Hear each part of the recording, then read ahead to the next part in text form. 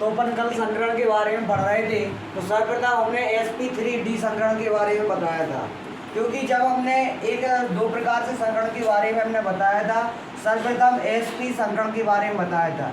sp संकरण में हमने सर्वप्रथम sp संकरण, दूसरा sp2 संकरण तथा तीसरा sp3 संकरण के बारे में बताया था। अब हम sp और d संकरण के बारे में पढ़ेंगे, जिसमें हमने सर्वप्रथम sp3d संकरण के बारे में पढ़ चुके थे तथा उसके बाद अपन को sp3d2 तथा sp3d3 संकरण के बारे में पढ़ना है। ठीक है, तो अब सुने। तो सर्वप्रथम अपन लोगों ने कल का जी पढ़ा था, इसका रिवाइज कर लें। तो सर्वप्रथम sp3d संकरण में हम जानते हैं कि इसमें s का एक ऑर्बिटल, p के 3 ऑर्बिटल तथा d का एक ऑर्बिटल भाग लेता है। इस प्रकार के संकरण को sp3d संकरण कहते हैं। ठीक है, और इस संकरण की आकृति कैसी होती है? त्रिकोणीय द्विपिरामिडीय होती है। क्या होती है? त्रिकोणीय द्विपिरामिडीय होती है।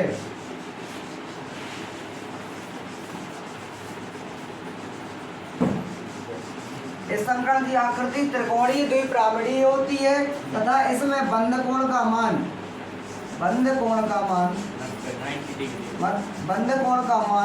कितना होता है? 90 अंश होता है। ठीक है, और देखो आकृति में हमने बताया था कि इसमें द्विपिरामिडी का अर्थ होता है पिरामिड जैसी आकृति। पिरामिड जैसी आकृति का अर्थ होता है एक पिरामिड जे बन गया, और द्विपिरामिड की बात होती है तो जी तीसरा पिरामिड। और त्रिकोणीय का अर्थ क्या हो गया? यदि तुम इसको अकेला देखें कैसा ऐसा, तो इसमें लगता है कि मतलब तीन कोने का है। मतलब जिस त्रिविमी आकृति है जिसमें 3 फलक हैं, एक जे और एक नीचे फलक है। ठीक है, तो ये क्या हो गया? त्रिकोणीय द्विपिरामिडी ऐसी आकृति बनेगी। तो ये हमने कल पढ़ा दिया था, और इसका हमने उदाहरण पढ़ा था। क्या पढ़ा था? उदाहरण में हमने पढ़ा था। उदाहरण में हमने किसका उदाहरण पढ़ा था? PCl5 का। PCl5 का पढ़ा था कि नहीं पढ़ा था? इसमें हमने सर्वप्रथम केंद्रीय परमाणु फास्फोरस का सर्वप्रथम हमने इलेक्ट्रॉनिक विन्यास लिखा। तो सर्वप्रथम हमने इलेक्ट्रॉनिक विन्यास किसका लिख दिया? फास्फोरस का परमाणु क्रमांक 15 होता है, और उसका इलेक्ट्रॉनिक विन्यास 1s2 2s2 2p2 2p6 3s2 3p2 होता है। 2 2 4 6 10 10 2 12 और 3 15। तब इसकी यदि हम मूल अवस्था के बारे में बताएं तो मूल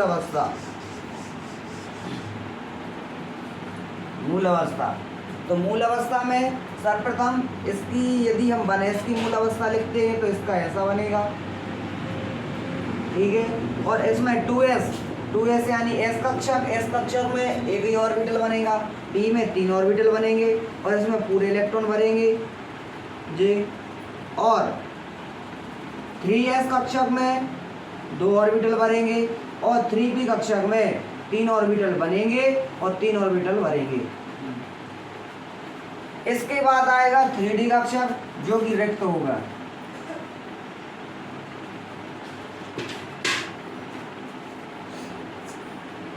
ये क्या हो गया? रिक्त हो गया। अब हम इसकी सर्वप्रथम इसमें देखेंगे कि PCl5 में यानी फास्फोरस पेंटाक्लोराइड में कितने बंधों की आवश्यकता है? तो 5 बंधों की आवश्यकता है। 5 बंधों की आवश्यकता है, इसका अर्थ हुआ कि हमें 5 आयुग्मित इलेक्ट्रॉनों की आवश्यकता होगी कि नहीं होगी? तो हमें सर्वप्रथम कितने?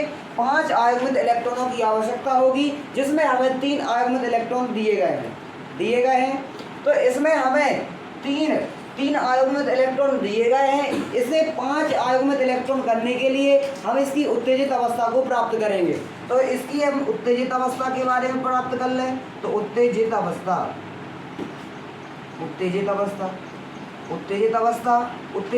में क्या होता है कि युग्मित वाला अणु अपने इलेक्ट्रॉनों को क्या कर देता है? त्याग नहीं देता, उसको अपनी ऊर्जा के कक्षकों को छोड़कर दूसरी ऊर्जा के कक्षकों में, उच्च ऊर्जा के कक्षकों में चला जाता है।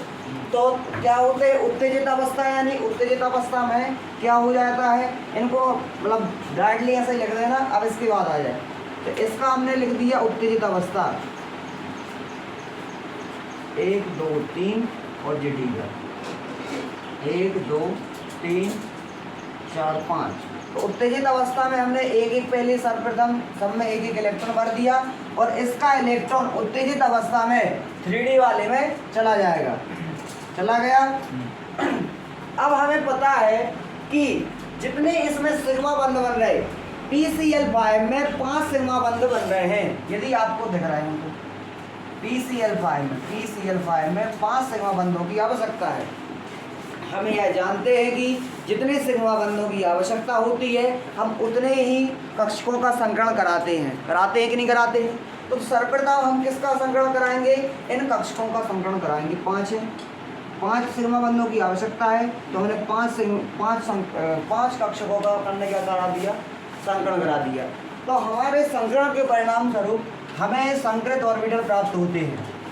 कौन से ऑर्बिटल प्राप्त होते हैं, संकृत ऑर्बिटल प्राप्त होते हैं। तो संकृत ऑर्बिटल कितने हो गए, 5 ऑर्बिटल प्राप्त हुई, क्योंकि हमें 5 प्राप्त हो रहे हैं, लग रहे हैं। तो 1 2 3 4 5, तो हमें 5 संकृत ऑर्बिटल प्राप्त क्यों होंगे, क्योंकि वह 5 संकृत ऑर्बिटल मिलकर, क्योंकि हम जानते हैं कि जितने ऑर्बिटल संकृत अवस्था में भाग लेते हैं उतने ही संकरण के दौरान निर्माण होते हैं। तो इन ऑर्बिटलों को संकृत ऑर्बिटल कहते हैं, संकृत कक्षा के ऑर्बिटल कहते हैं। तो यहाँ पर 5 बन रहे हैं, तो 5 लग रहे हैं, तो यहाँ पर 5 बनेंगे, तो सब लोग क्या हो जाएंगे, संकृत हो जाएंगे। और इसमें एस कक्षक का एक इलेक्ट्रॉन, पी कक्षक के 3 इलेक्ट्रॉन और डी कक्षक का 1 इलेक्ट्रॉन भाग ले रहा है। तो इस प्रकार के संकरण को एस का 1 तो S1, पी के 3 तो sp3 और डी का 1 यानी डी। तो ये इन इलेक्ट्रॉनों में जो संकरण पाया जाएगा sp3d संकरण पाया जाएगा। अब हम इसकी आकृति की बात हो जाए, तो सर्वप्रथम देखो आकृति हमने तो बताया था कि कोई भी संकृत ऑर्बिटल हो उसकी आकृति कैसी बनती है, ऐसी बनती है कि नहीं बनती। तो कोई भी संकृत ऑर्बिटल उपस्थित हो उसकी आकृति इस तरीके की बनती है। तो और अब हमें पता है कि PCl5 क्लोरीन की आकृति कैसी बनती है, क्लोरीन पी ब्लॉक का तत्व है, अर्थात उसकी आकृति पी कक्षक की भांति बनेगी। हम जानते हैं कि पी कक्षक की आकृति कैसी बनती है, डम्बलाकार। तो अब हम इसकी आकृति बताएं, तो इसकी आकृति हम जानते हैं कि इसकी आकृति किस प्रकार बनेगी।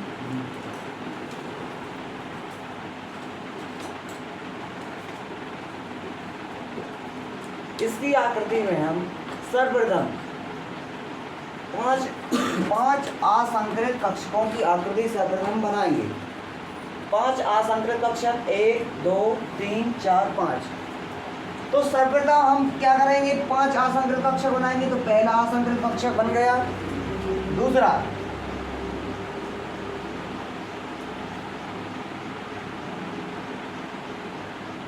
दूसरा असंकृत कक्षक बन गया, असंकृत नहीं संकृत कक्षक, तीसरा संकृत कक्षक हो गया,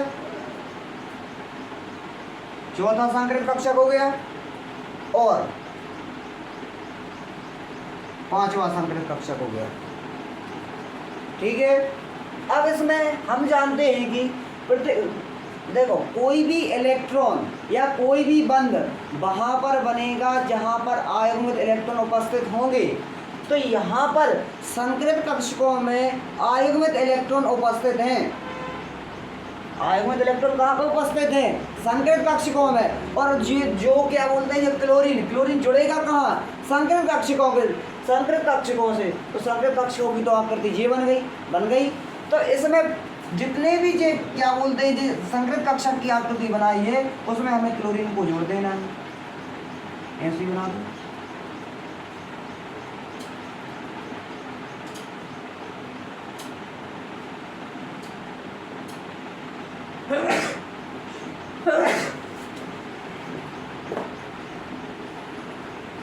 इसमें हमने सब में एक एक क्लोरीन को जोड़ दिया, और इसमें आप देख सकते हैं कि कितने, 1 2 3 4 और 5, यहाँ पर 5 सिग्मा बंधों का निर्माण हो रहा है।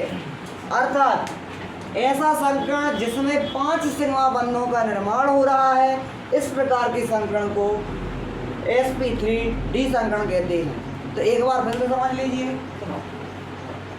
तो सर्वप्रथम हम sp3d संकरण के बारे में कल पढ़ चुके थे, जिसमें हमने सर्वप्रथम उसकी आकृति के बारे में पढ़ा था।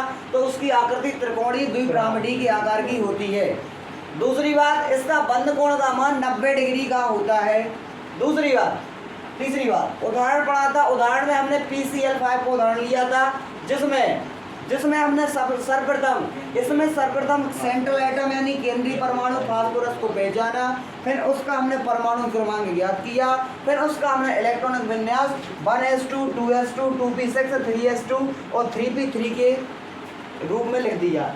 फिर हमने उसकी मूल अवस्था यानी उसके इलेक्ट्रॉनों को दर्शाया, वो भी ऑर्बिटलों के रूप में, ठीक है। फिर उसके बाद हमने उसकी उत्तेजित अवस्था में क्या होगा जी, युग्मित इलेक्ट्रॉन जो होता है 3D कक्षा में अपने एक इलेक्ट्रॉन को भेज देता है। तो फिर उत्तेजित अवस्था में क्या होगा, ये तो हमने लिखा नहीं, इसी को हमने यहाँ पे लिख दिया। तो एक इलेक्ट्रॉन इसका चला गया इसमें, तो ये आ गया और ये हमने इसको वैसे ही लिख दिया। अब देखना, फिर से सुन लो, ये वाले इलेक्ट्रॉन को हमने यहाँ पर नहीं लिखा, लिखना हो तो लिख सकते हो। उसके बाद हमने क्या किया, उत्तेजित अवस्था में ये वाला इसका इलेक्ट्रॉन डी वाली कक्षक में प्रवेश करा दिया। तो इस वाला जे वाला जे है और इसमें जो नहीं था तो जो इसमें चला गया। फिर इसके बाद हम जानते हैं कि PCl5 में 5 सिग्मा बंधों की आवश्यकता है। तो हम जानते हैं कि जितने सिग्मा बंधों की आवश्यकता है हम उतने ऑर्बिटलों का संकरण कराते हैं। तो हमें पता है कि यहाँ पर 5 सिग्मा बंधों की आवश्यकता है, 5 सिग्मा बंधों की आवश्यकता है। देखिए, तो यहाँ पर देखो PCl5 में 5 सिग्मा बंध नहीं देखते हो तो देखो, सर्वप्रथम देखो फास्फोरस जो होता है जी ऐसा जोड़ दो, 5 जोड़ दो, कैसा भी जोड़ दो, 1 2 3 4 और जी 5। क्लोरीन में जो होता है 5 सिग्मा बंध दिखाते होंगे आपको, प्लस प्रत्येक से क्लोरीन आप सभी लोग जानते हैं कि एकल बंध से बनता है, कभी डबल बॉन्ड नहीं बनती है, क्योंकि इसमें 1 इलेक्ट्रॉन की आवश्यकता होती है। क्लोरीन में अंतिम कोश में 7 इलेक्ट्रॉन होते हैं कि नहीं होते। जैसे क्लोरीन का परमाणु क्रमांक कितना होता है, 17 होता है, और इसमें अगर हम देखें 2 8 और 7, यानी इसमें अंतिम कक्षा में 7 इलेक्ट्रॉन होते हैं। अर्थात उसे 1 इलेक्ट्रॉन की आवश्यकता होगी, अर्थात वह एकल बंध का निर्माण करेगा। और यदि वह एकल बंध का निर्माण करेगा तो इसमें 5 कक्षकों से सब में 5 सिग्मा बंधों से जुड़ जाएगा। तो 5 अपन को कितने सिग्मा बंधों की आवश्यकता है, 5 सिग्मा बंधों की आवश्यकता है। तो हम 5 कक्षकों का संकरण करा देंगे। उत्तेजित अवस्था के बाद अपन को इस चीज का संकरण कराना है। तो सर्वप्रथम 1 कक्षक 2 कक्षक 3 कक्षक 4 कक्षक और 5 कक्षक में हम इनका क्या करा देंगे, संकरण करा देंगे। तो यहाँ पर 5 कक्षक संकरण में भाग ले रहे हैं, तो नए कक्षक भी संकरण में निर्माण हुई है। तो यहाँ पर अपन के 5 भाग ले रहे हैं, तो यहाँ पर 5 का निर्माण हुई है। और देखो 1 2 3 4 5, और जो निर्मित नए ऑर्बिटल हैं इनको हम संकृत ऑर्बिटल कहेंगे।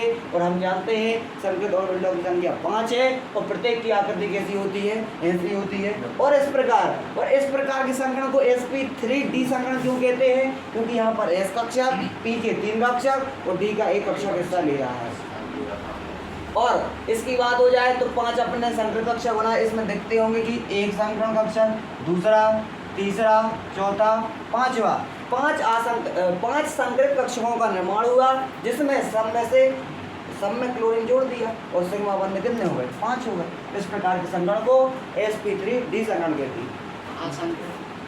इसमें कोई असंकृत कक्षक नहीं है।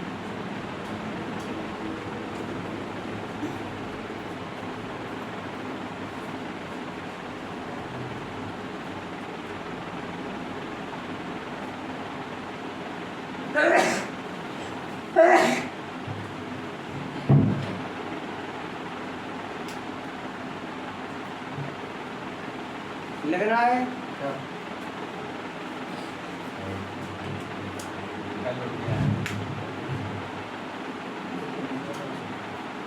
जल्दी से लिख लो।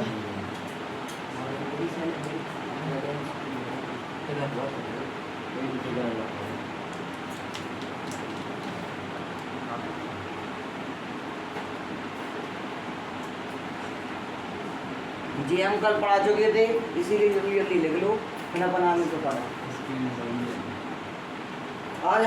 आज अपन लोगों को पता है आगे का दो संकरण बचे हैं, वे पूरे कंप्लीट करना जल्दी से हो गया। आकृति बनाए जब तक हम मिटाए दे, ठीक है। तो सर्वप्रथम संकलन कौन सा हो गया? sp3d संकलन हो गया। फिर अपन को सेकंड नंबर पे कौन सा संकलन का पढ़ना है? sp3d2 संकरण। पहला संकरण कौन सा हो गया? sp3d संकरण कंप्लीट हो गया है। उसके बाद अपन लोगों को पढ़ना है sp3d2 संकरण। जी पढ़ना है। आकृति बन गई सबकी? हाँ भाई।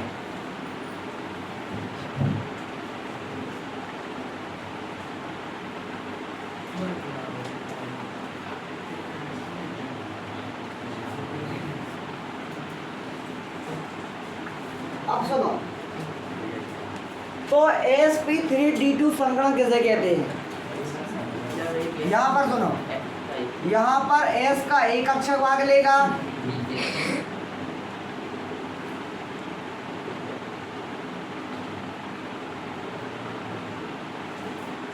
अब देखो यहाँ पर s हो गया, gp हो गया, gd हो गया।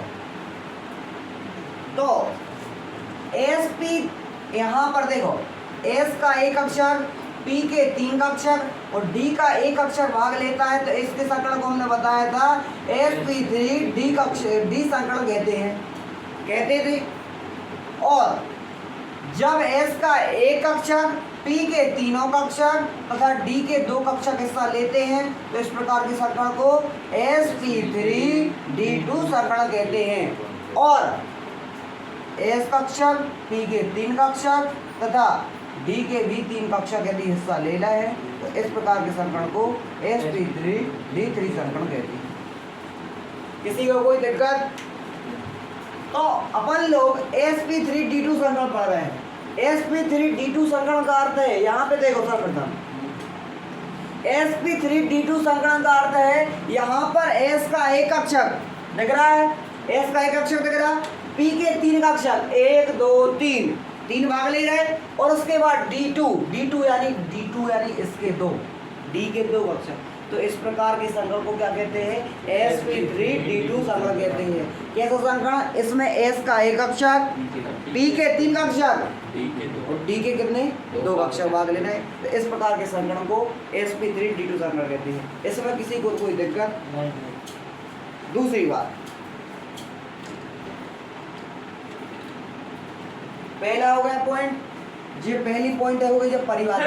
पहले आपको यदि लिखना हो तो परिभाषा लिख सकते हो अपने मन से, ठीक है। सर्वप्रथम परिभाषा हो गई। दूसरी हो गई इसकी आकृति। क्या हो गई? आकृति। इसकी आकृति होती है अष्टफलकीय। क्या होती है? अष्टफलकीय। इसकी आकृति होती है अष्टफलकीय। और इसमें भी बंध कोण जो होता है 90 डिग्री का होता है। इसकी आकृति कैसी होती है? अष्टफलकीय। और इसमें बंध कोण का मान भी कितने का होता है? 90 डिग्री का। कोई 3 बातों में किसी कोई दिक्कत नहीं। अब बना जाए इसकी उदाहरण है।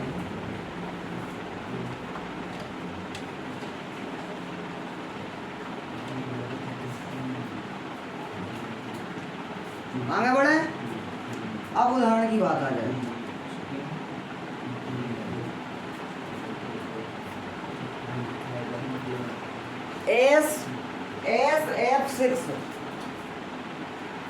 SF6 यदि आप लोगों ने एक गौर किया हो, किया है गौर?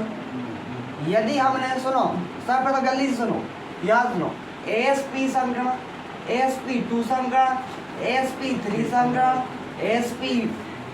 sp3d संकड़ा, sp3d2 संकड़ा, और अभी sp3 D3 संकरा संकड़ा पढ़ो। सर्वप्रथम सुनियो, यहाँ का उदाहरण देखो, SF6 दिख रहा कि नहीं दिख रहा? यहाँ पर तुम्हें पता होगा कि S केंद्रीय परमाणु है, पता है? तो यहाँ पर देखेंगे कि S एक केंद्रीय परमाणु है। यहाँ का भी एक उदाहरण पढ़ा था अपन लोगों ने, क्या पढ़ा था? TCl5। आराम से सुनना। यहाँ का पढ़ा होगा CH4। तो यदि और इसमें भी BF3, और इसमें क्या पढ़ा था? O2 नहीं, कुछ पढ़ा था नहीं, NH3 इसमें पढ़ा था, sp3 संकरण में। CO2 भी नहीं पढ़ा, चेक करो। BeCl2। अब इसमें यदि आप एक चीज का गौर करें, एक चीज का गौर, दिख रही कुछ चीज? देखो, sp संकरण में 2 दिखाती है, sp2 संकरण में 3 दिखता होगा। यदि उसमें कोई पाई बंद उपस्थित नहीं है तब क्या होता है? यदि sp3 संकरण में क्या होगा?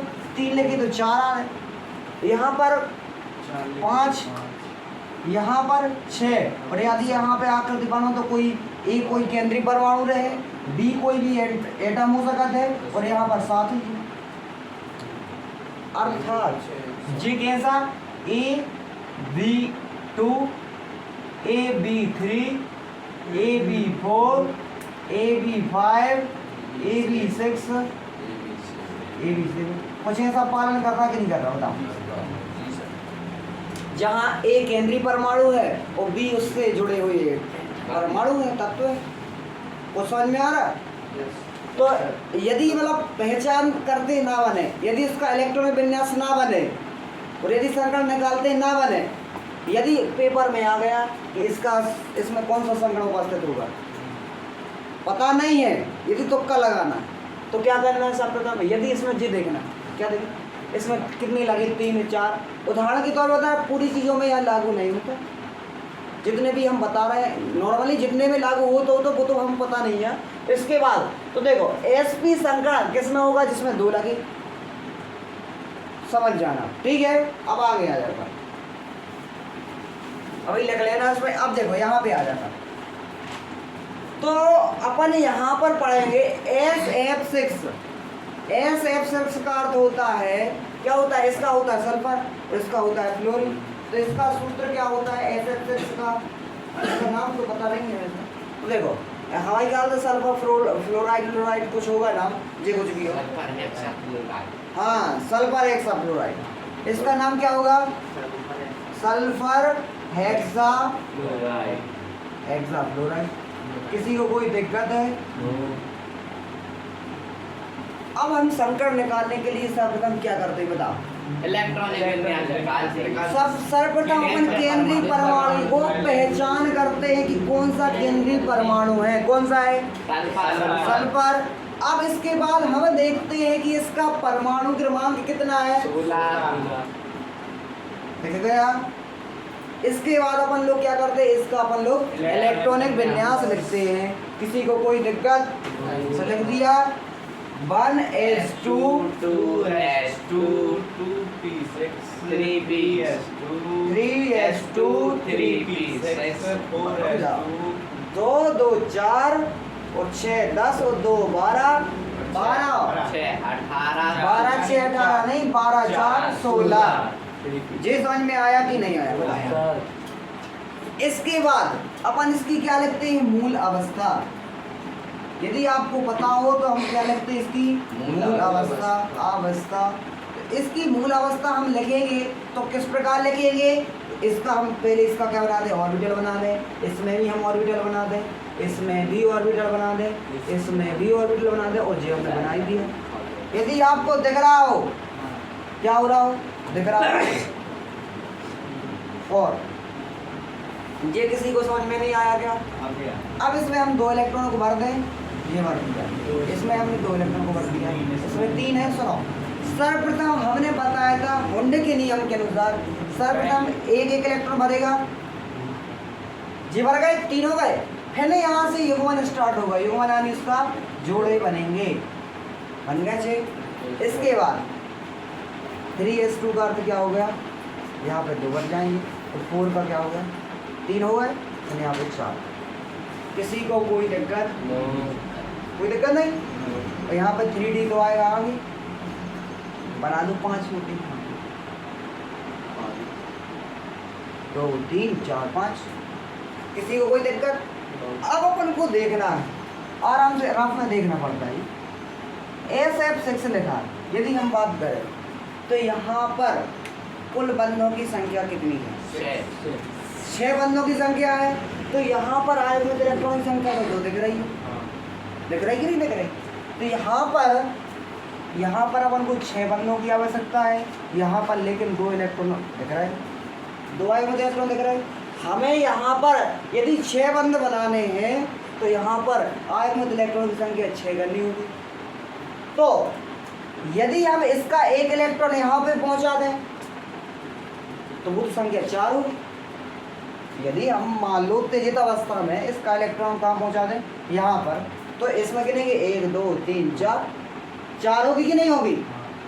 इसके लिए हम क्या करते हैं, इससे भी उत्तेजित अवस्था में इलेक्ट्रॉन को क्या करते हैं, ले जाते हैं आगे। ठीक है, तो अब हम उत्तेजित अवस्था लिख दें। अपन का उद्देश्य क्या है कि 6 बंध बना रहे हैं, तो 6 आयुग्मित इलेक्ट्रॉन को क्या करना है, यहाँ पर लाना है, और इसके बाद इनका संकलन करा देना जितने सिग्मा बंध हो। तो हमने क्या किया, यहाँ पर हमने देखा कि 6 सिग्मा बंध नहीं, 6 बंध उपस्थित हैं। तो 6 बंधों के लिए हमने उत्तेजित अवस्था में 6 आयनिक ऑर्बिटलों का निर्माण कर दिया। तो देखो उत्तेजित अवस्था, उत्तेजित अवस्था में हमने क्या किया,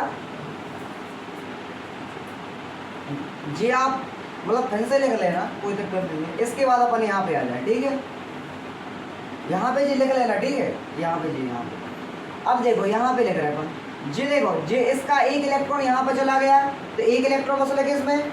इसके बाद जो 3 बन गए इसके, तो इसमें भी एक यहाँ पे, एक यहाँ पे, इसका भी यहाँ पे एक चला गया, यानी और यहाँ पे डी के कितने हो गए, 1 2 3 4 5। यहाँ पे डी के कितने हो गए, एक इसका चला गया और एक इसमें, एक इसका चला गया कि नहीं चला गया जी, इसमें तो ये चला गया, इसका एक था इसमें चला गया, और इसका जी डबल था इसमें चला गया।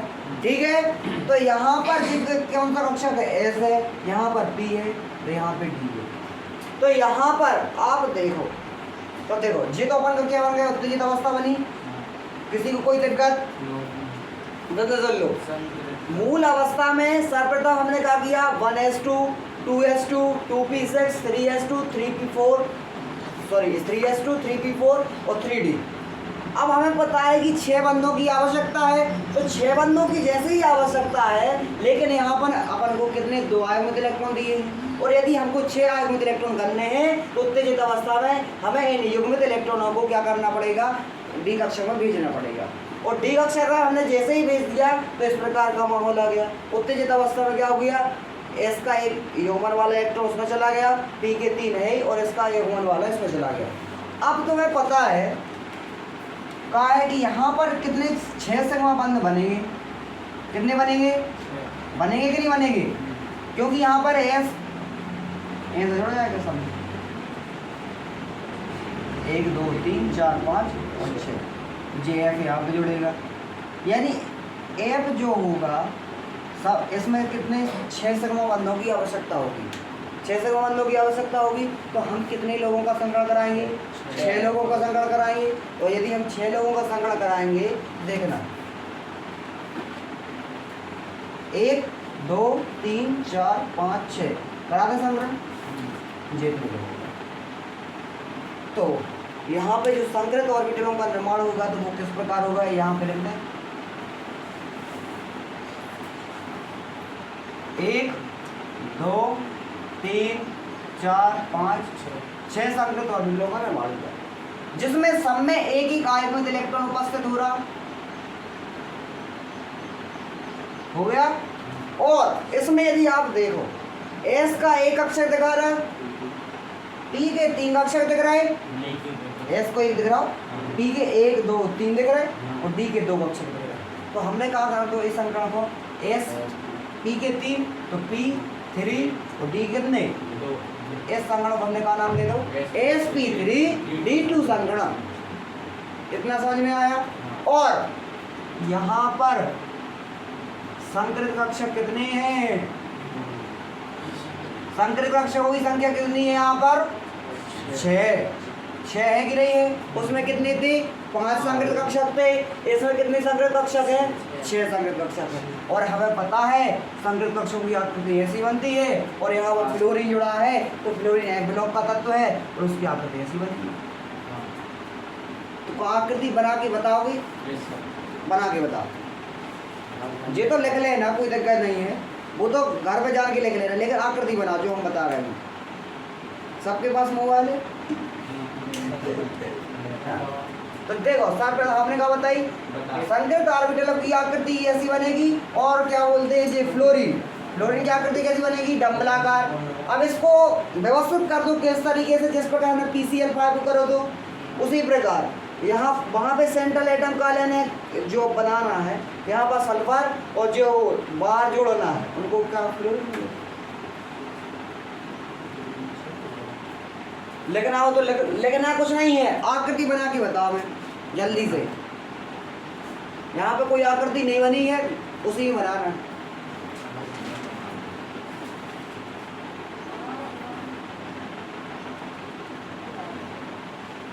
हम कुछ उदाहरण देंगे, घर से आकृति बना के लाना है और इस तरीके से व्यवस्थित करके लाना है, ठीक है। बन गई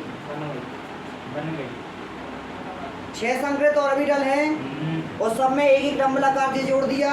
और जब यदि तुम ऐसा बनाओ तो केंद्र में ऐसा लिख लेना। देखो केंद्र में जब भी बनाओ तो जहाँ पे वो बना देना सेंट्रल में, यहाँ पर ऐसे लिख दो और जहाँ पर डम्बल जोड़ रहे हो ना इसमें सब में फ्लोरीन लिख दो। वो समझ में आया, बनाओ जल्दी। एस कहाँ लिखना, ठीक है, एस बीच में लिख दो बस, ठीक है। और किसकी बन गई, तुमने पूरे में नहीं लिखो फ्लोरीन, अब लिखो तुमने पूरी जगह फ्लोरीन, अपन को बीच में नहीं लिखना फ्लोरीन, फ्लोरीन साइड में लिखना है। 1 2 3 4 5 6 3, ठीक है ठीक है। देखो यहाँ पे, देखो यहाँ पे लिखना साइड में, अंदर भी नहीं लिखना, ठीक है ठीक है ठीक है। और ठीक है, मतलब बनन लगी है ऐसा है, ठीक है। अब आए तुम्हारी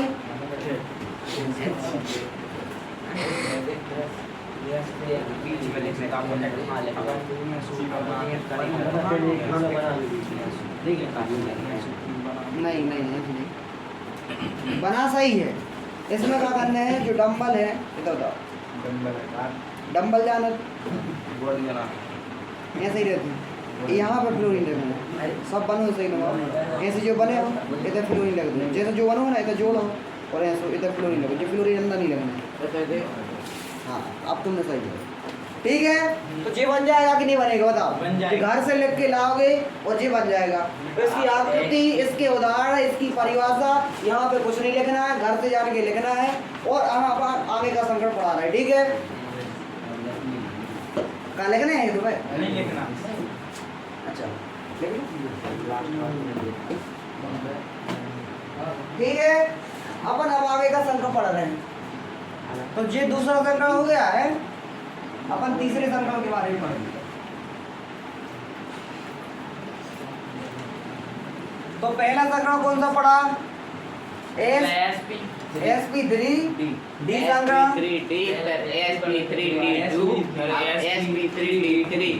फिर अपन तीसरा संकट कौन सा पढ़ेंगे, sp3d3। किसी को कोई दिक्कत, अब हम जानते, अब अपन लोग जानते परिभाषा, परिभाषा में हम जानते हैं। परिभाषा देखो, कोई चीज़ रटने नहीं पड़ता है, अगर तुम समझ जाओ तो दिखा रहे होंगे कि एस को एक एक अक्षर वहां ले रहे हो, दो तो नहीं ले रहे, पी के तीन तो नहीं ले रहे, तीन नहीं ले रहे, ठीक है। तो सुनो, कोई चीज दिखाते है रटी नहीं जाते हैं, जैसे तुम रटाते हो, ठीक है। तो देखो तुम्हें दिखा तो ये देखो, हाँ हम फिर से बता दें आकृति, एस पी और जी डी के 1 2 3 1 2 3 4 5 1 2। अब देखो यहाँ पर एस, यहाँ पे पी और यहाँ पे डी। अब जो अपन संख्या पढ़ रहे हैं इसमें एस का एक अक्षर तुम्हें मतलब बिल्कुल ऐसे ही दिखेगा, एस का एक अक्षर पी के 3 ही दिखेंगे और डी के तुम्हें 3 दिखेंगे। इस प्रकार संख्या को sp3 d3। किसी को कोई दिक्कत तो हम इसकी परिभाषा के बारे में बात करेंगे। इसकी परिभाषा हम जानते हैं, कैसी परिभाषा होगी कि इसमें एस का एक अक्षर, पी के 3 का अक्षर और डी के 3 का अक्षर भाग लेंगे। इस प्रकार के संख्या को sp3 d3 संख्या कहेंगे। तो परिभाषा बन जाएगी। अब परिभाषा के बाद हम आ जाएंगे इसके क्या पे, आकृति पे। कुछ आकृति माकृति थोड़ी सी याद करना पड़ेगा कि जी बड़े के लाभ है, ठीक है ना। तो देखो इसकी आकृति हम बना नहीं सकते हैं कहीं, ठीक है ना, नहीं तो हम आकृति बना सकते क्योंकि इसकी 3D में आकृति बनती है, वो भी बहुत ही खतरनाक वाली। देखो sp3 d3 संकर्ण में जो आकृति होती है, आकृति कैसी होती है, इसकी आकृति पंचभुजी द्विपिरामिडीय है। क्या होती है, पंचभुजीय द्विपिरामिडीय पिरामिडीय। तो sp3d3 संकर्ण में मतलब जो भी अणु होगा उसकी आकृति कैसी होगी, पंचभुजीय द्विपिरामिडीय, ठीक है सर्वप्रथम। दूसरी बात, इसमें जो कोण होगा, इसमें तो 2 कोण दिए यार,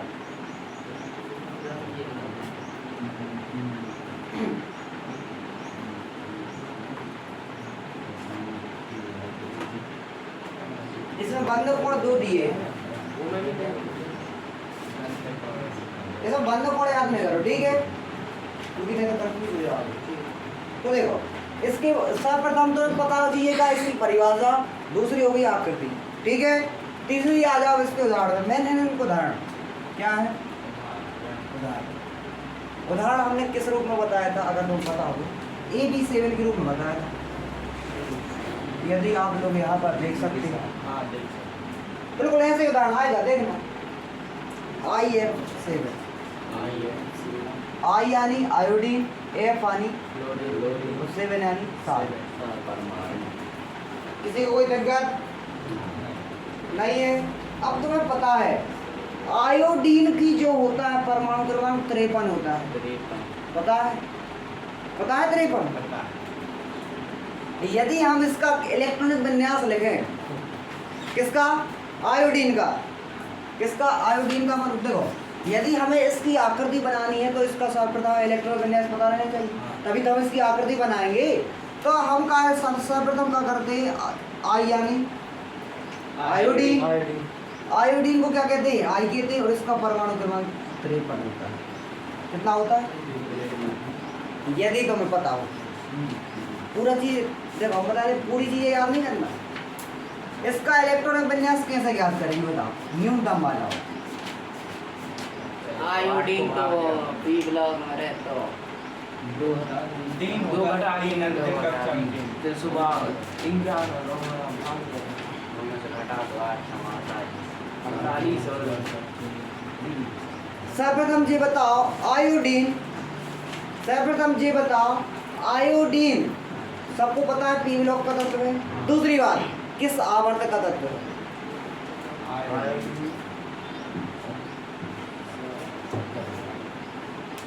किस आवर्त का तत्व है, 5वें आवर्त। 5वें आवर्त।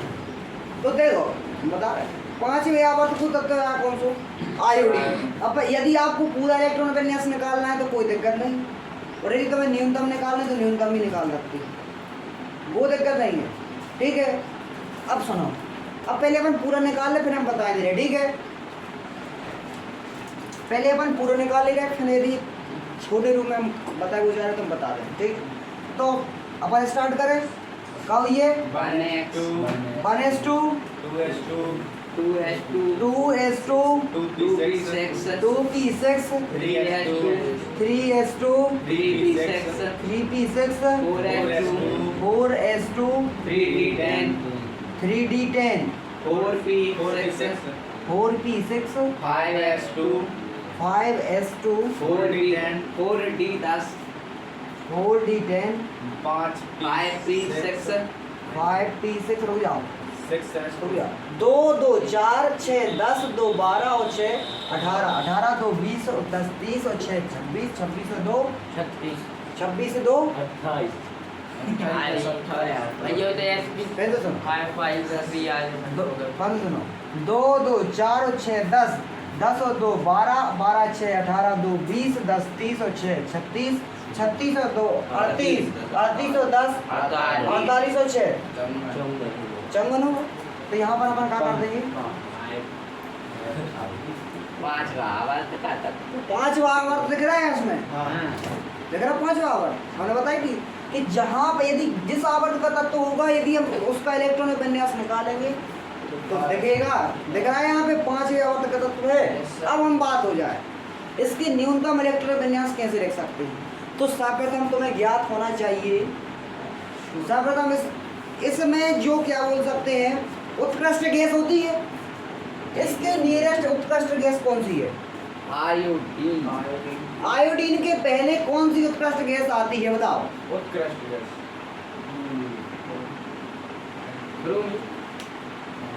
ब्रोमीन तो आईसी नहीं उत्कृष्ट गैस यदि आप देखोगे हीलियम नियॉन आर्गन क्रिप्टॉन का परमाणु क्रमांक 36 कितने 36 क्रिप्टॉन जीनोन तो फिर ज्यादा हो जाएगा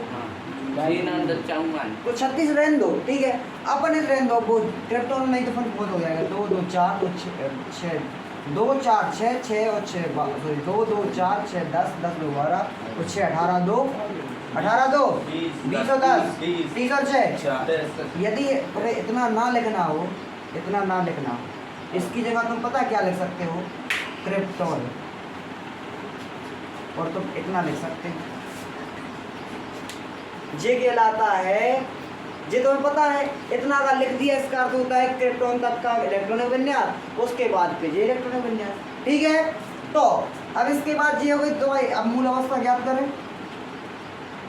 मूल अवस्था संकरण में कुछ नहीं है सर्वप्रथम यदि इसका उदाहरण तुम्हें पता है उदाहरण के बाद उसका परमाणु जो भी तुम्हें मतलब उदाहरण पता है उदाहरण तो तुम्हें केंद्रीय परमाणु पता है उसका परमाणु क्रमांक पता रहिए उसका इलेक्ट्रॉन विन्यास पता होना चाहिए और उसके बाद उसकी मूल अवस्था निकाल लो मूल अवस्था के बाद उत्तेजित अवस्था निकाल लो उसके बाद संकरण कर दो उसके बाद आकृति बना दो सब पूरे स्टेप है कि नहीं चलिए है कि नहीं है। देखो मूल अवस्था में यदि आप देखोगे तो देखो सर्वप्रथम अपन लिखते हैं क्रिप्टॉन लिखते हैं यहाँ पर इसकी तो आवश्यकता नहीं है क्योंकि उसको बाद में उतार दे कोई दिक्कत नहीं है। अब इसमें देखो 5s2 लिख दें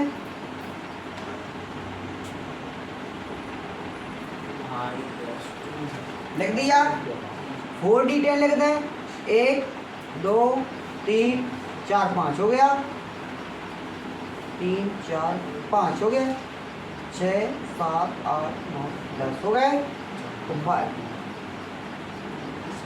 1 2 3 4 5 हो गए। अब यहाँ पे 5d यहाँ पर कोई सेक्शन डी आएगा यहाँ तक और यहाँ पे ये बना देना 1 2 3 4 1 2 3 4 5। अब सुनो यदि तुम देखो यदि आप लोग देखेंगे क्या देखेंगे कि यहाँ पर लिखा है IF7 क्या लिखा है IF7 इसका अर्थ क्या हुआ कि यहाँ पर 7 बंधों की आवश्यकता है।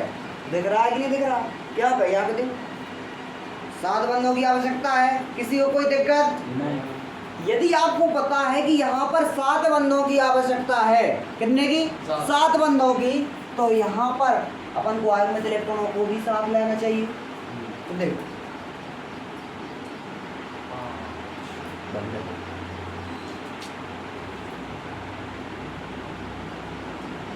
देखो यहाँ पर एक ही आयनिक इलेक्ट्रॉन उपस्थित है ये आयनिक इलेक्ट्रॉन उपस्थित है तो इसको यदि यहाँ पर यदि अपन को 7 आयुग्मित इलेक्ट्रॉन करना है, एक इसका यहाँ पे चला जाएगा, एक इसका यहाँ पे चला जाएगा, कितने हो जाएंगे? 5 आयुग्मित हो जाएंगे। और 5 के बाद वो इसके एक इसका चला जाएगा, हाँ तो 7 हो जाएंगे कि नहीं हो जाएंगे? किसी को कोई समझ में नहीं आया होगा, बताएंगे अपन से बताएंगे। यदि सर्वप्रथम देखोगे ना, यहाँ पर 7 बंद बनेंगे, दिख रहा है 7 बंद, तो कितने 7 आयुग्मित इलेक्ट्रॉन की आवश्यकता होगी? किसी को कोई दिक्कत? 7 आयुग्मित इलेक्ट्रॉन की आवश्यकता होगी। तो यहाँ पर यदि हमें 7 बंधों की आवश्यकता है तो 7 आयुग्मित इलेक्ट्रॉन की आवश्यकता होगी, लेकिन यहाँ पर अपन को 1 आयुग्मित इलेक्ट्रॉन दिया है। किसी को कोई दिक्कत नहीं। तो यदि तुम्हें पता है कि यहाँ पर 1 आयुग्मित इलेक्ट्रॉन दिया है और 7 आयुग्मित इलेक्ट्रॉन की आवश्यकता है, तो हम उत्तेजित अवस्था में जो क्या होंगे, डबल होंगे यानी युग्मित होंगे, तो उनको क्या कर देंगे? एकल एकल यानी आयुग्मित कर देंगे। देखो यहाँ पे डबल है तो यहाँ इसमें हमने एक कर दिया,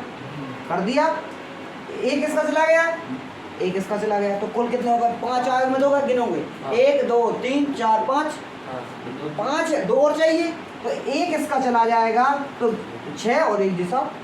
किसी को कोई दिक्कत नहीं?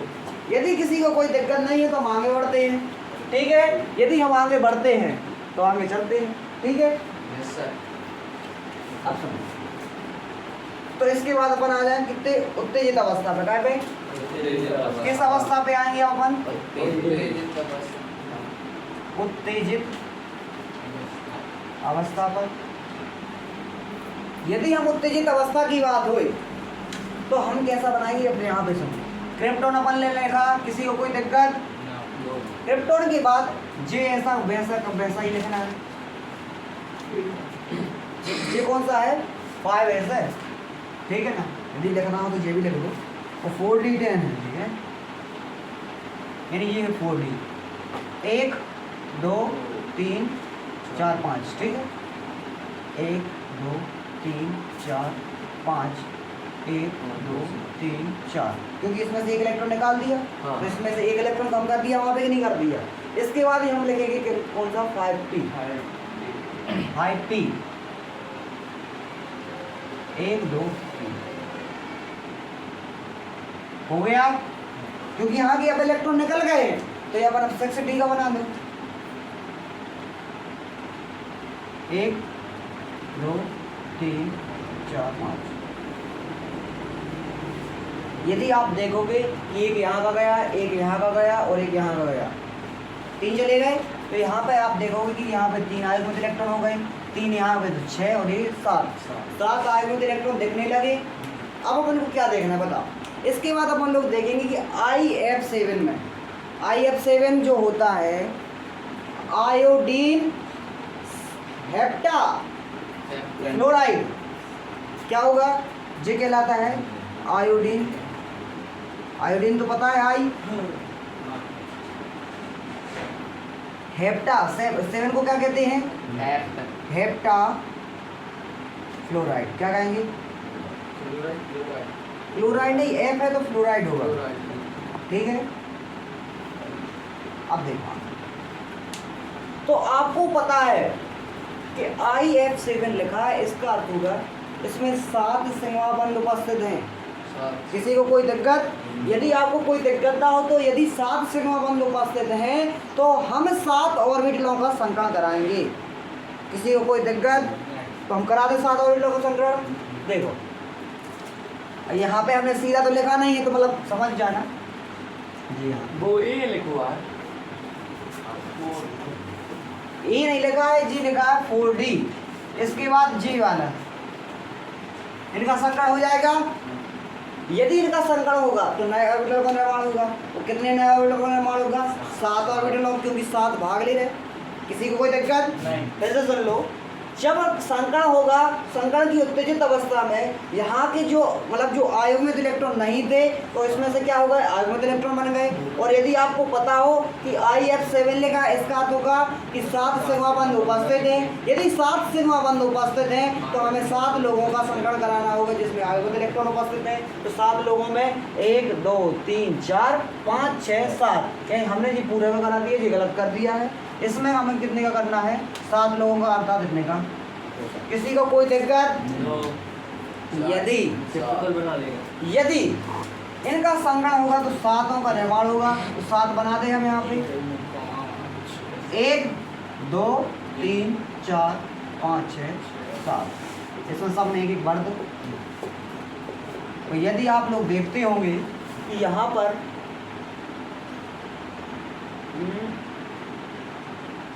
बंद रहेगा।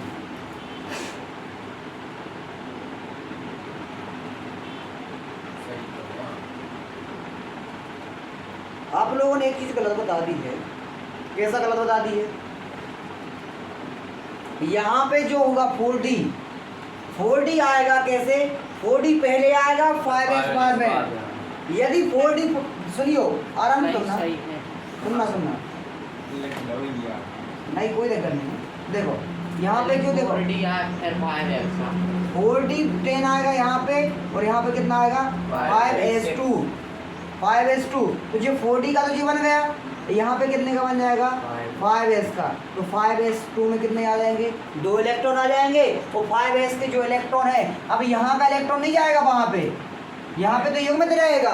क्योंकि अब जी देखो आराम से पूरी गलती तुम्हारे कहानी में बिगाड़ दी पूरी। सुनो तो इसमें 4D आएगा, फिर का आएगा 5s आएगा। कौन सा आएगा? 5s में 2 है और फिर यहाँ पे क्या आएगा 4D। 5s और 4D थोड़ी सी बिगाड़ दी थोड़ी अब सुनो तो यहाँ का देखो यहाँ पे जा रहा था 4D का इलेक्ट्रॉन, अब कहाँ पे जाएगा 5s का इलेक्ट्रॉन जाएगा किसमें? इस वाले कक्षक में। तो यहाँ पे निर्माण होगा। देखो यहाँ पे तुम्हें दिख रहा होगा कि s का एक कक्षक, p के 3 कक्षक और d का कितने कक्षक? 3 कक्षक भाग ले रहे। इस प्रकार के संकरण को कहेंगे sp3d3 संकरण कहेंगे। और यहाँ पर कितने ऑर्बिटलों का निर्माण हो रहा है? 7 संकरित ऑर्बिटलों का निर्माण हो रहा है। तो इस प्रकार के संकरण को क्या कहेंगे? sp3d3 संकरण कहेंगे। ठीक है। और इसकी आकृति देखिए, आकृति अब आकृति की बात हो जाए तो देखो sp3d3 में जो होगा इसमें क्या होगा? सुनो इसमें इसकी जो आकृति होगी ऐसी होगी, छोटे बना देना इसको। और इसमें जो f है इसकी आकृति तो पता ही है इसको, तो आकृति बना के बता दो। 4D के बाद 5s अभी हम बता रहे हैं अभी जे मतलब इसकी आकृति बनाओ। आकृति बन गई, ठीक है।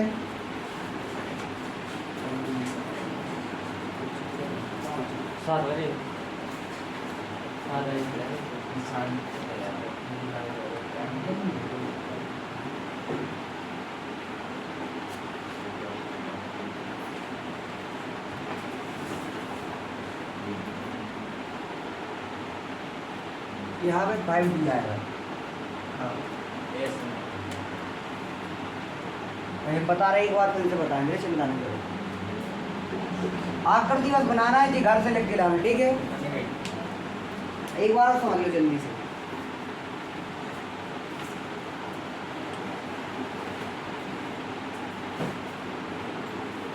जल्दी बनाओ। आकृति बन गई, आकृति बनाओ। संख्या कक्षक 7 होंगे।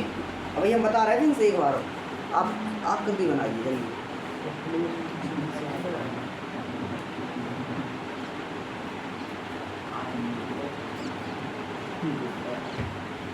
बन गई